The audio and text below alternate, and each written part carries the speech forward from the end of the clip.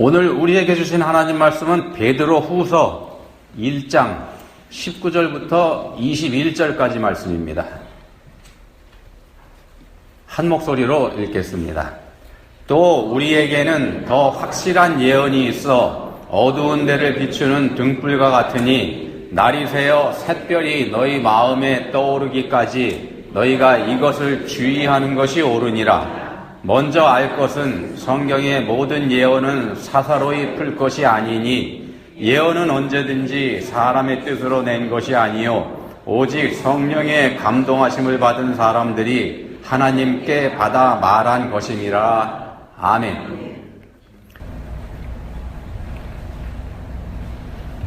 누구한테나 동일하게 주어진 하루는 24시간입니다. 근데 이 하루 24시간을 어떻게 사용하는지, 이거는 우리 바쁘게 돌아가는 현대인들한테 매우 중요한 과제이기도 하죠. 똑같은 시간이지만 사람에 따라서 길이가 다를 수도 있습니다. 성공하는 사람들의 7가지 습관이라는 베스트셀러로 유명한 분이죠. 스티븐 코비 박사라고 하는 분인데, 이분이 시간관리 매트릭스라고 하는 걸 개발해서 소개를 해드렸습니다. 이게 뭐냐 하면은 해야 할 일들이 쭉 있을 때 그 일들을 분류를 나누는 겁니다. 먼저 중요한 일, 그렇지 않은 일 이렇게 나누고요. 또 그 일들 중에서 급한 거, 그렇지 않은 거 이렇게 나눕니다. 이렇게 하면은 4가지 분류가 생깁니다. 첫 번째는 중요하고도 시급한 일, 두 번째는 중요하지만 급하지는 않은 일, 세 번째는 중요하진 않지만 급한 일, 네 번째는 중요하지도 않고 급하지도 않은 일, 이렇게 4가지 부류로 나누게 되거든요. 중요하고도 시급한 일, 이거 당연히 첫 번째 순위로 해야 되는 거고 거기에 이제 시간을 먼저 써야 되겠죠. 근데 중요하지도 않고 급하지도 않은 거, 이건 맨 나중으로 밀려야 되고 거기다 시간을 뺏기면은 좀 곤란해질 겁니다. 네, 그렇지만 시간 관리 잘 못하는 사람들이 이제 거꾸로 관리를 하기 때문에 엉뚱한 데다 시간을 써버리기 때문에 항상 바쁠 수밖에 없는 그런 현상이 나타난다는 겁니다. 자, 사람의 생명하고 관련된 일이라 그러면은 시급하고 중요한 일일 겁니다. 그것만큼 급하고 중요한 일 없겠죠. 그렇지만 인터넷 서핑이나 게임, TV 보는 거, 이런 거 같은 거는 마지막 순으로 밀리는 게 당연합니다. 근데 현대인들은 오히려 이 마지막 순위에 해당되는 그쪽에다가 시간을 많이 사용하고 있는 거, 이게 또 현실이기도 하고 그렇습니다. 물론 이제 개인마다 중요한 거, 이게 다를 수 있습니다. 중요한 거, 그렇지 않은 거, 이걸 사람에 따라서 다르게 구분할 수도 있고 그러긴 합니다. 한 번은요, 이 스티븐 코비 박사의 결혼한 딸이 한 번은 아버지한테 하소연을 하더랍니다. 뭐라고 하소연을 했냐면요, 아버지, 애 키우느냐고 내가 할 일 거의 못하고 있어요. 하나님이 내게 주신 은사를 사용할 기회가 전혀 없어요. 얘 때문에 도대체 아무것도 못하겠어요. 이거 시간 낭비 아닌가요? 시간관리 매트릭스라는 기법을 개발한 아버지입니다. 그 아버지한테 딸이 이거 시간 낭비 아니냐 이렇게 이제 따지고 들었습니다. 애기 보는 일에 시간을 자기 시간을 다 뺏겨버리니까. 여러분이라면 이런 경우에 뭐라고 대답을 하시겠습니까? 이제 코비 박사라는 분은 이렇게 대답을 했습니다. 시간 관리 같은 거 신경 쓰지 마라. 시간 관리 매트릭스를 개발한 분인데 이런 말 합니다. 시간 관리 같은 거 신경 쓰지 마라. 달력 없애버려라. 그리고 지금 네가 네 인생에서 가장 중요한 애기 돌보는 거, 여기에 감사하고 즐기도록 해라. 명심해라. 인생에서 가장 중요한 건 시간이 아니고 방향이다. 인생에서 가장 중요한 건 시간이 아니고 방향이다. 시계 따라가지 말고 나침판을 따라가라. 방향 지시하는 거 따라가라, 이 얘기죠. 시간 관리를 잘하는 방법은 시간에 매이지 않는 거다. 어떻게 보면 이런 말을 하는 것 같아 보이기도 합니다. 이건 제가 해석을 한 겁니다. 시간에 매이지 않는 방법, 시간 관리 잘하는 방법, 시간에 매이지 않는 것 같기도 합니다. 자, 시간보다는요, 존재의 목적이 중요하다, 이런 말도 됩니다. 그렇다 그러면 삶에 매여서 허덕이지 않으려면 우리가 뭘 쫓아가야 될까? 어떤 나침반을 우리가 놓고서 그걸 쫓아가야 될까? 자, 시간을 창조하시고요. 그 시간 속에서 우리를 만들어 놓으신 하나님의 뜻, 이걸 따라가야 된다는 건 우리 그리스도인이라면 누구나 쉽게 생각할 수 있는 일일 겁니다. 하나님의 뜻을 따라가는 것. 오늘 말씀의 제목을 제가 먼저 알 것 이렇게 정했습니다. 먼저 알 것. 본문 20절에 나오는 표현인데요. 본문 20절에서 이렇게 말씀합니다. 먼저 알 것은 성경의 모든 예언은 사사로이 풀 것이 아니니. 성경 말씀 함부로 풀지 말라 이 말씀을 합니다. 왜 그러냐면 21절에 보시면은 거기서 성경의 모든 말씀은 오직 성령의 감동으로 기록된 것이기 때문에 그렇다는 겁니다. 성경의 모든 말씀은 오직 성령의 감동하심으로 기록된 거기 때문에 성경의 모든 예언은 사사로이 풀지 말라. 자, 하나님의 영이신 성령께서 감동하신 하나님 말씀이라면 그 말씀에는 반드시 틀림없이 하나님의 뜻이 담겨 있다는 겁니다. 당연히 그 뜻은 하나님께서 의도하신 대로 우리가 받아들여야 마땅하다는 겁니다. 우리 마음대로 해석해버릴 게 아니라는 거죠.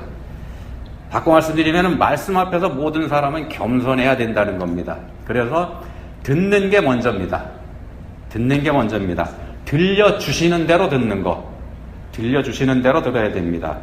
풀이하고 해석해서 깊이 들어가는 거 이것도 좋겠습니다만 해석에 치우치다 보면 하나님 뜻은 어느새 뒷전으로 밀려버리는 경우가 있다는 겁니다. 그런 경우가 많습니다. 그래서 우리 생각대로 말씀을 판단하게 돼서 이게 자칫 죄에 빠져버릴 수 있기 때문에 그렇습니다. 하나님 뜻을 우리 마음대로 가공해버리면 그게 죄가 되지 않겠습니까? 말씀 앞에서 우리가 가져야 할 자세, 첫 번째가 겸손입니다. 말씀하시는 대로, 말씀하시는 그대로 듣는 것. 이걸 어떻게 해야 되는 건지 한번 생각해 보겠습니다. 사도행전 20장에 보시면은요, 바울 사도가 고린도를 떠나서 예루살렘으로 올라갑니다. 올라가는 마음이 비장합니다. 비장한 마음을 가지고 올라갑니다. 예루살렘에 올라가면 거기서 무슨 일을 당하게 될지 모르기 때문에 그렇습니다. 좋은 건 아닐 거라는 거 알고 올라갑니다. 오순절 명절을 예루살렘에서 보내기 위해서 발걸음을 재촉하죠. 그래서 자신이 3년 동안이나 목회했던 에베소 교회가 근처에 있음에도 불구하고 그냥 지나칩니다. 교회 사장이 많이 궁금했을 텐데도 교회에 가서 들여다보지 않고 직접 들르지 않고 교회 장로들을 자기가 지나가는 길에서 한번 만나자고 밀레도라고 하는 곳을 불러내죠. 이렇게 얘기합니다. 여러분이 다 내 얼굴을 다시 보지 못할 줄 아노라. 이게 예루살렘에 올라가고 있는 바울 사도의 비장한 마음입니다. 여러분이 다 내 얼굴을 다시 보지 못할 줄 아노라. 목숨 걸고 올라간다 그런 뜻이지 않습니까? 실제로 예루살렘에 올라가서 바울 사도는 체포됩니다. 그래서 가이사랴에서 2년 그리고 또 로마로 압송돼서 거기서 더 2년 더 이렇게 또 이 감금 생활을 하게 되죠.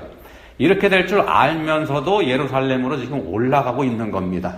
올라가는 도중에 가이사랴에 있는 빌립 집사의 집에 들르게 되죠. 거기서 유대에서 내려온 아가보라고 하는 선지자가 바울이 예루살렘에 올라가면 체포될 거라고 아예 직접 대놓고 예언을 하게 됩니다. 붙잡혀가게 될 거다. 성령께서 말씀하셨다. 분명히 이렇게 이 선지자가 얘기를 합니다. 이쯤 되니까 같이 있는 모든 사람들이 바울에게 예루살렘으로 올라가지 말라 이렇게 얘기합니다. 올라가지 마십시오. 그렇지만 바울 사도는 그 권고 듣지 않습니다. 사람들한테 이렇게 말하죠.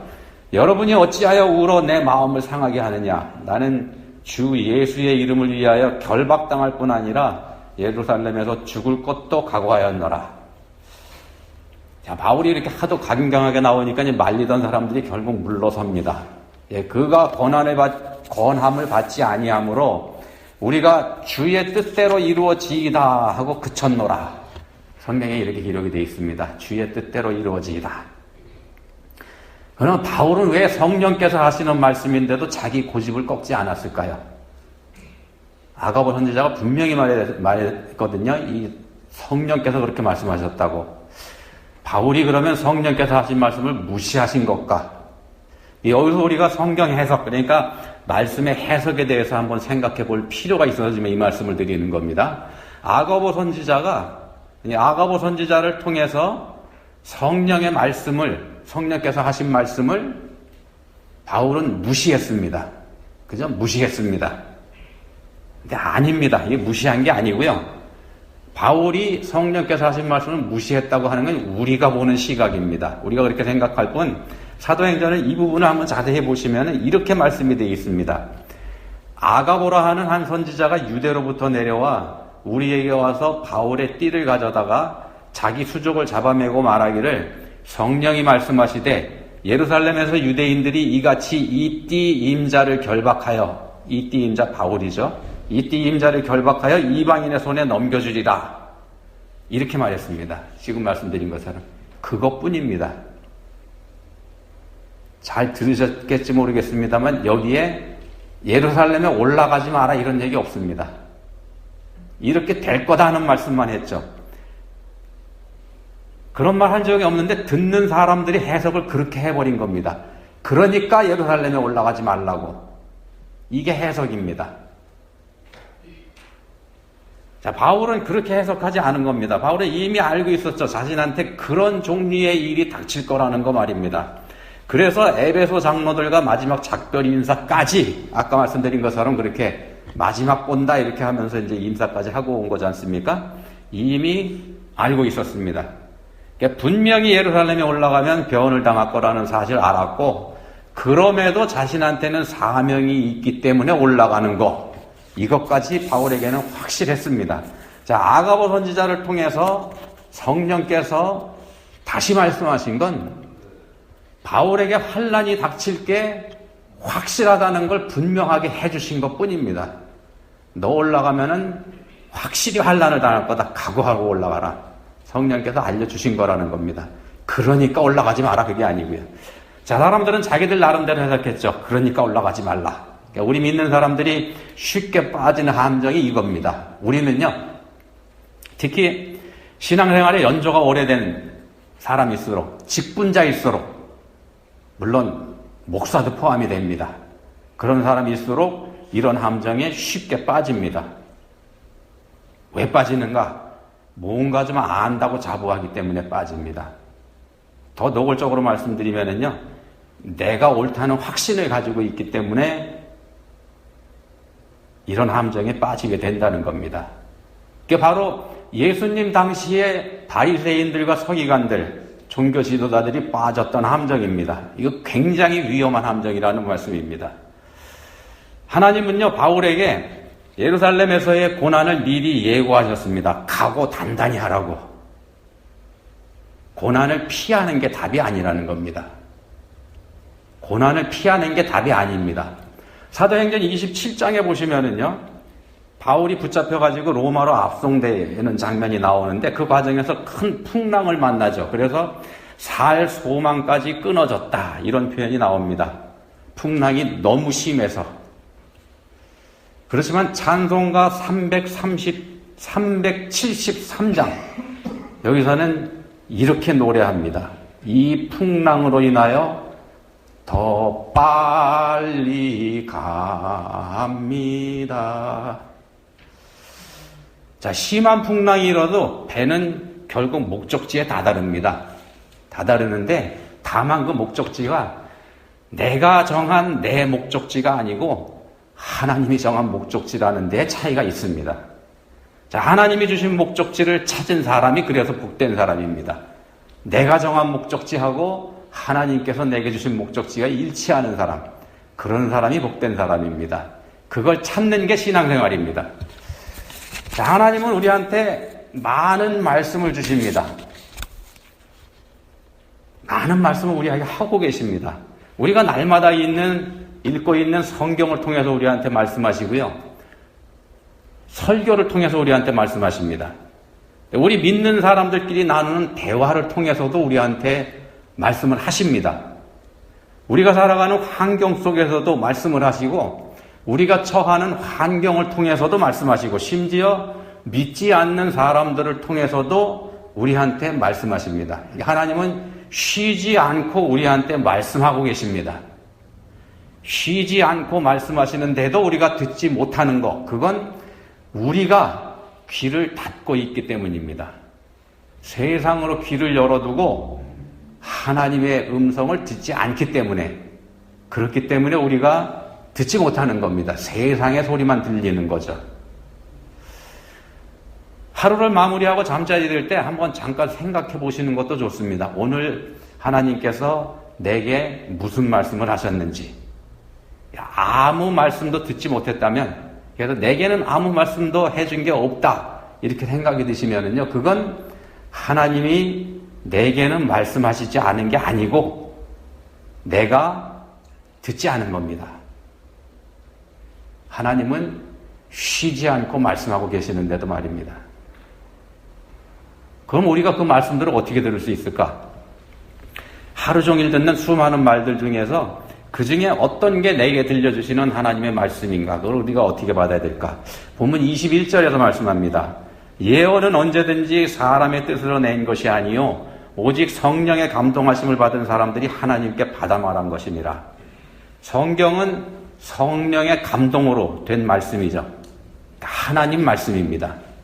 하나님 말씀입니다. 당연히 성경을 읽을 때, 그리고 그 말씀을 풀어 설명하는 설교 말씀을 들을 때 성령의 인도가 필요합니다. 성령의 인도가 필요합니다. 성령의 감동으로 된 말씀이기 때문에 성령의 역사로만 우리가 알아들을 수 있기 때문에 그렇습니다. 당연한 거 아니겠습니까? 자, 내가 귀를 닫고 마음을 닫으면 성경을 읽으면서도 감동이 없습니다. 내 마음과 내 생각으로 성경을 들여다보고 있기 때문에 그렇습니다. 내 마음과 내 생각이 성경 안으로 들어가야 되는데 내 자신의 울타리를 쳐놓고 내 마음과 내 생각은 여전히 그 안에 머물러 있다 그러면 성경이 보이지 않고 들리지 않는다는 겁니다. 마음 문을 두드리고 계시는 주님을 만나려고 하면 문을 열어야죠.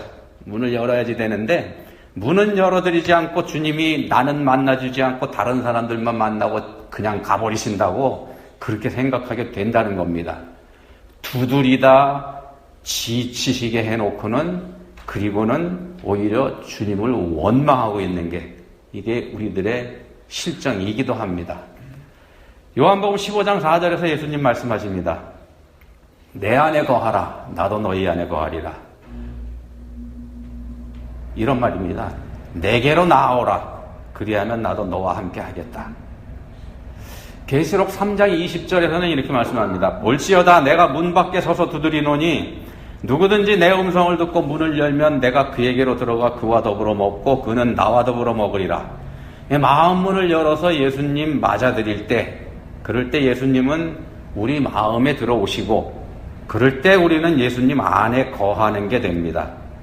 예수님이 말씀이시죠. 말씀이 육신이 되어 우리 가운데 오신, 우리 가운데 거하시는 그런 분이시지 않습니까? 우리가 끝까지 마음 문 닫아 걸고 버티게 되면, 열어드리지 않고 버티게 되면은요, 그럼 어떤 현상이 나타나는지 요한복음 8장 37절에서 이렇게 말씀합니다. 그러나 내 말이 너희 안에 있을 곳이 없으므로 나를 죽이려 하는도다. 말씀에 귀를 닫아버리면은요, 그러니까 말씀을 듣지도 않고 끝까지 하나님 말씀이라고 인정하지도 않으면 하나님이 내게 오셔도 모릅니다. 하나님인지 못 알아봅니다. 2000년 전에 성자 예수님을 십자가에 못 박아 죽인 사람들이 바로 그런 사람들이었습니다. 하나님이 주시는 복이, 찾아오시는 거 복이지 않습니까? 근데 하나님께서 주시는 그 엄청난 복이 오히려 저주가 돼버린 겁니다. 자기 탓입니다. 반대로 마음의 문을 조금만 열어드려야 돼요. 조금만 열어드려도 이런 약속을 예수님 주셨습니다. 요한복음 15장 7절입니다. 너희가 내 안에 거하고 내 말이 너희 안에 거하면 무엇이든지 원하는 대로 구하라. 그리하면 이루리라. 야, 마음의 문을 어떻게 여는 거냐? 어떻게 마음을 열라고 하는 거냐? 이렇게 답답해 하시는 분들 혹시 계실지 모르겠습니다. 기도입니다. 기도. 하루 일과를 시작하면서 짧게라도 한번 기도해 보시면 좋겠습니다. 짧게라도. 오늘 저한테 하시는 말씀 듣게 해달라고. 그리고 하루를 마무리하는 잠자리에 들면서도 기도해 보시기 바랍니다. 오늘 듣지 못하고 흘려보낸 하나님 말씀이 있으면 깨달아 알게 해달라고. 이 기도라고 하는 건요, 믿는 사람의 특권입니다. 기도할 수 있는 게 복입니다. 아무나 기도할 수 있는 게 아니기 때문에 그렇습니다. 하나님 모르는 사람 기도하지 않습니다. 하나님을 아는 사람이라야 하나님께 기도한다는 말씀입니다. 내가 하나님께 기도한다는 것은요, 내가 하나님을 안다는 증거입니다. 하나님께서 내게 찾아와서 나를 만나주셨다는 증거가 바로 기도입니다. 기도가 길고 짧고 이건 상관없죠. 단 한 문장의 기도라도 하나님께서는 다 들으십니다. 계시록에서 증거하는 것처럼 모든 기도는 금대접에 담겨서 하나님 보좌로 올라가게 돼 있습니다. 모든 기도가 다 올라갑니다. 앞에서 스티븐 코비 박사의 시간관리 매트리스 말씀드렸죠. 4가지 중에서 가장 가치 없는 게 급하지도 않고 중요하지도 않은 일이 되죠. 급하지도 않고 중요하지 않은 일, 이게 가장 가치 없는 일입니다.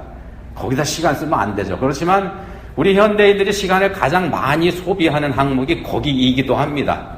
인터넷 서핑이나 게임 같은 거 한번 시작하면 시간 가는 줄 모르지 않습니까? 시간은 많이 썼지만 남는 게 없습니다. 종일 인터넷 들여다보면은 우리가 온 세상의 정보를 다 얻은 것 같습니다. 그렇지만 가만히 따져보면은요, 결국 내 마음에 맞는 것들에게, 내 마음에 맞는 정보들에게 내가 하루 종일 끌려다녔을 뿐이라는 거, 이거 깨닫게 됩니다. 내 마음에 맞는 것들만 열심히 찾아본다는 말씀입니다. 현대인들에게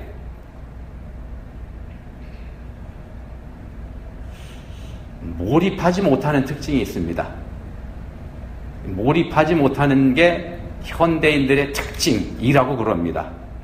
그러니까 모든 사람이 틈만 나면 핸드폰 들여다보죠. 핸드폰 좀비족 이런 말을 하는데 그렇게 돼가지만 열심히 몰입하는 것 같습니다만 아니라는 겁니다. 몇 시간 그렇게 들여다봐도 남는 거 거의 없지 않습니까? 요즘 세상은 핸드폰으로 검색하면 무슨 답이든지 다 찾을 수 있는 세상입니다. 그래서 현대인들이 아주 똑똑한 것 같습니다만 깊이가 없죠. 다 아는 것 같습니다만 사실은 아는 게 없습니다. 따지고 보면 지극히 편향적이고 지극히 단편적인 지식만 가지고 있을 뿐입니다. 그래서 현대인들은요, 자본과 지식 그리고 기술, 경험 이거 중요시합니다. 이 경영에서 굉장히 중요한 요소지 않습니까? 자본, 지식, 기술, 경험 이거 굉장히 중요시하는데, 그래서 돈이 있고 지식이 있고 기술도 있고 거기다 경험까지 갖추었다면 결코 실패하지 않을 겁니다. 경영학적인 개념에서 보면 그렇습니다. 돈도 있고 지식도 있고 기술도 있고 거기에 경험까지 바쳤다면 실패할 이유가 없지 않습니까? 그렇지만 중요한 건 내 마음과 생각이 어디에 속해 있는지입니다. 내 마음과 생각이 어디에 속했는지, 마음과 생각이 무엇에 지배를 받는지, 이게 중요하다는 말씀입니다. 말씀에 지배를 받는 사람이 그리스도인입니다. 하나님 말씀에 지배를 받는 사람이 그리스도인입니다. 말씀이 이끄는 대로 사는 사람, 그러니까 말씀 주도형 인간이 그리스도인입니다. 더 쉽게 말씀드리면 설교가 하나님 말씀으로 들리는 사람, 이런 사람이 그리스도인입니다. 그래서 신학자 칼 바르트라고 하는 분은 이런 말을 했습니다. 하나님의 말씀이 성경 안에서 나를 기다린다. 처음에는요, 우리가 성경을 읽을 때 내가 성경을 봅니다. 내가 성경을 읽습니다. 근데 몰입해서 성경을 읽게 되면은 성경이 나한테 말씀합니다. 믿어지죠. 말씀이 나를 이끌게 됩니다. 성경을 읽을 때 또는 설교 들을 때 그 말씀이 믿어지는 사람이 그리스도인입니다. 성령께서 이끌어서 거기까지 데려가는 것이기 때문에 그렇습니다. 성령께서 역사하시기 때문에 말씀이 믿어지는 거고요. 성령께서 역사하시기 때문에 말씀이 들리는 겁니다. 그쯤 되면 이제 성령께서 나를 이끌어 가시는 거죠. 말씀이 나를 이끌어 가는 겁니다. 우리가 먼저 알아야 될 건 육신의 장막을 떠나면 아무짝에도 쓸모 없어지는 세상 지식, 그런 거 아닙니다. 그거 아니고 하나님께서 내게 들려주시는 말씀입니다. 그게 우리가 먼저 알아야 될 겁니다. 말씀으로 듣는 거, 하나님 말씀을 하나님 말씀으로 듣는 것, 이게 먼저입니다. 왜냐하면 하나님 말씀이 영원하기 때문입니다. 기도하시겠습니다. 하나님 아버지, 말씀에 순종하고 말씀에 이끌림 받는다는 말이 어렵기만 합니다. 그렇지만 성경이 믿어지고 설교 말씀이 귀에 들릴 때 이미 성령께서 저희와 함께 하시는 거라는 거 알게 하시셨습니다. 성령께 이끌리는 것이라는 거 깨닫게 해주셨습니다. 간절히 바라오니 그럴 때 거부하는 어리석음을 범하지 않고 순순히 따라가는 저희가 되게 해주시기 원합니다. 성령께서 저희를 주장해 주시기 원합니다. 예수님 이름으로 기도합니다. 아멘.